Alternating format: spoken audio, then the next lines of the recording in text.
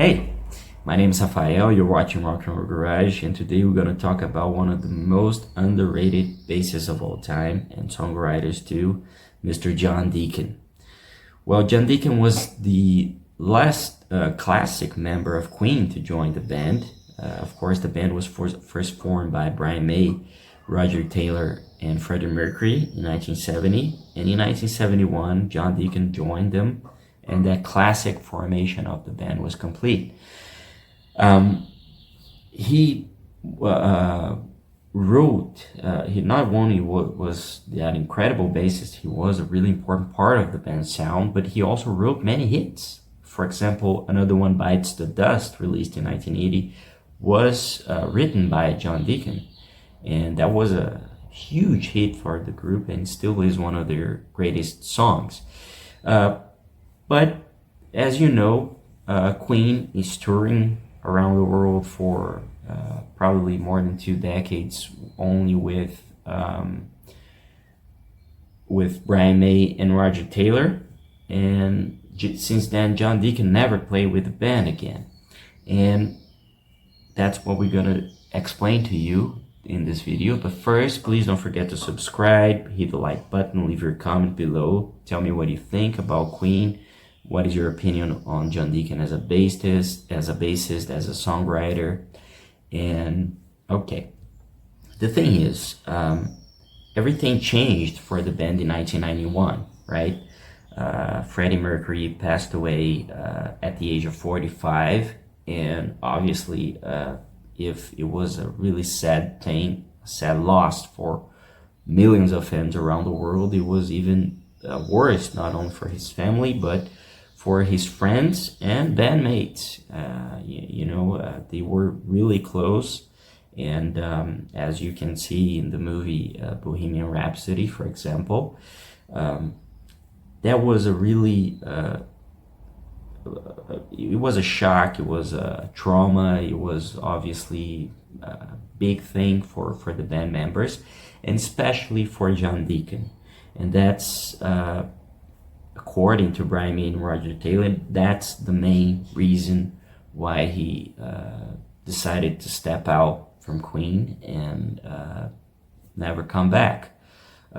He performed with the band after Freddie's passing, of course, at that amazing tribute they made in 1992, which had a huge number of superstars. You've probably seen the videos. It's just an incredible concert, maybe one of the greatest ever made. You had Axl Rose, you had Slash, you had Elton John, you had Joe Elliott from Def Leppard, and many other incredible artists who were friends of the band and were friends of Freddie.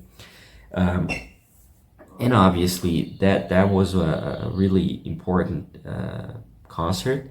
And later on, John Deacon, Queen, released Made in Heaven, which was a posthumous album with Freddie vocals.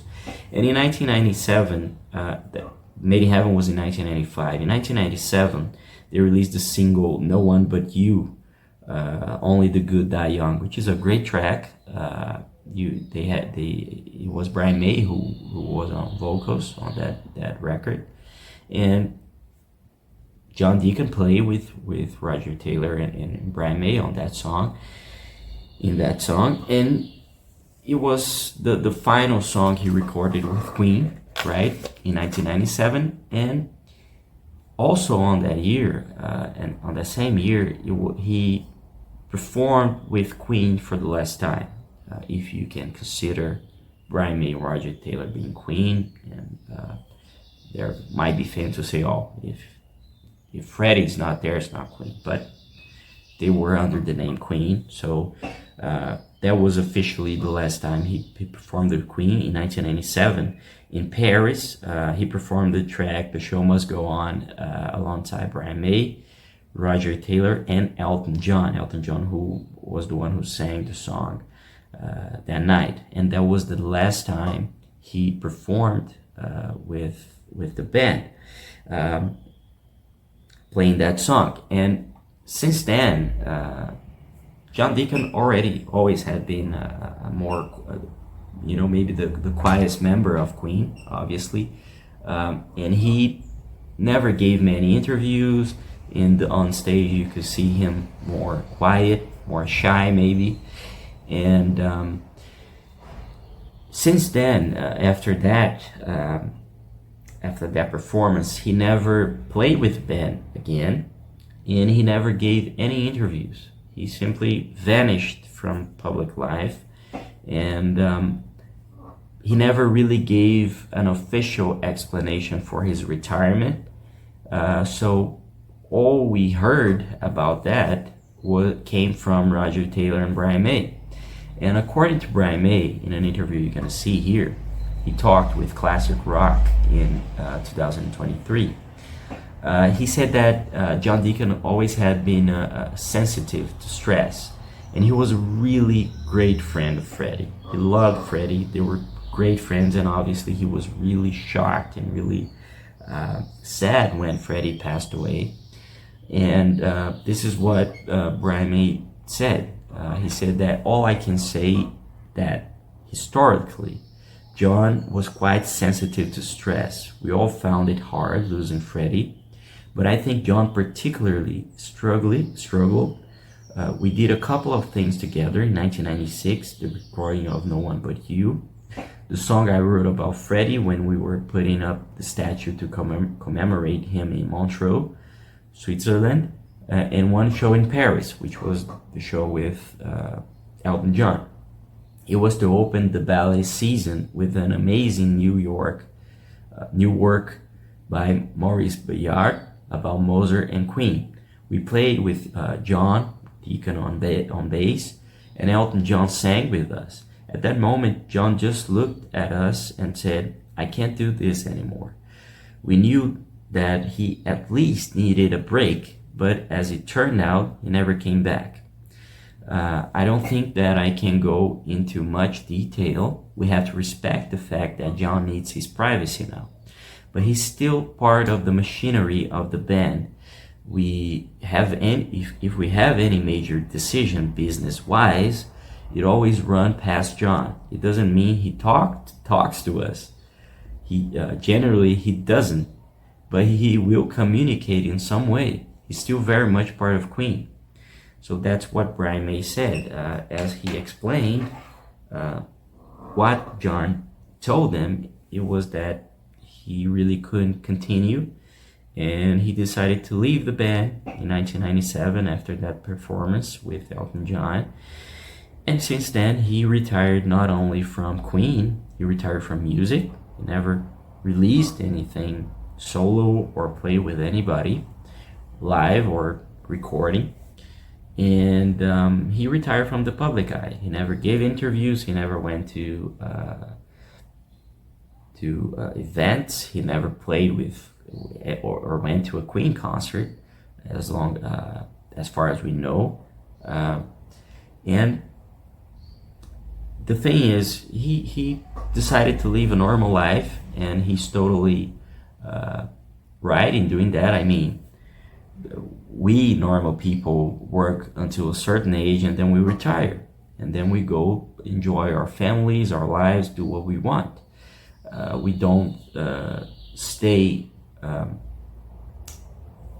stuck into a job if we don't need the money, of course. And that's what John decided to do. He felt like there was no sense in continuing without Freddie, or in the state the band was. And of course they became millionaires, and they had all the money they need for their future generations, so money was never a problem.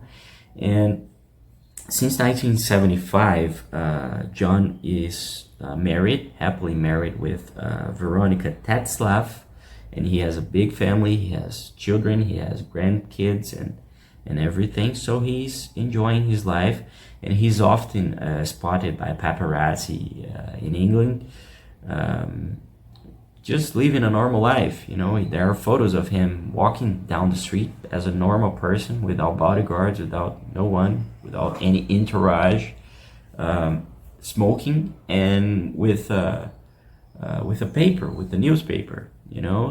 He just lives a normal life. And when fans notice him in the streets, he often stops and give them autographs. He talks to them, so he continues to be friendly and kind with the fans, although he has a reclusive life now, a normal life. You know, it's not a life of a rock star. He doesn't care about the fame, and that's it. That's what he decided to do. And another interesting thing before we go is that obviously he decided not only to step away from Queen, but also from the bandmates, as you know, because he usually doesn't talk straight directly to Brian May and Roger Taylor, as both of them said. Roger Taylor, for example, said that the last time he ever saw John Deacon was in 2004. And he said that in an interview with Express UK back in 2020 that you're going to see here. Roger Taylor said, John has sort of consciously excluded himself from the world. He doesn't like engaging in contact with anybody, I think. I think he's very fragile, and we respect that. Although he's still obviously our sort of business partner, in a way, our silent business partner. He enjoys the financial rewards, but he really doesn't want anything to do with the music industry anymore. I don't think he feels he wants to handle it and all the stuff that goes with it. So no, we don't keep in touch, actually. I last saw John, I think, We Will Rock You had opened it 6 months before. I saw him there one night in the bar. He strolled in, and that's the last time I saw him, probably 2004.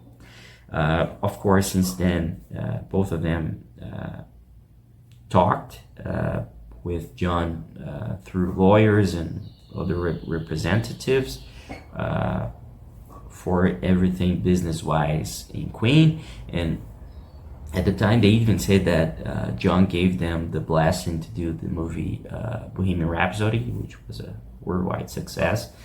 And obviously, since then, they don't keep they don't keep in touch with John directly.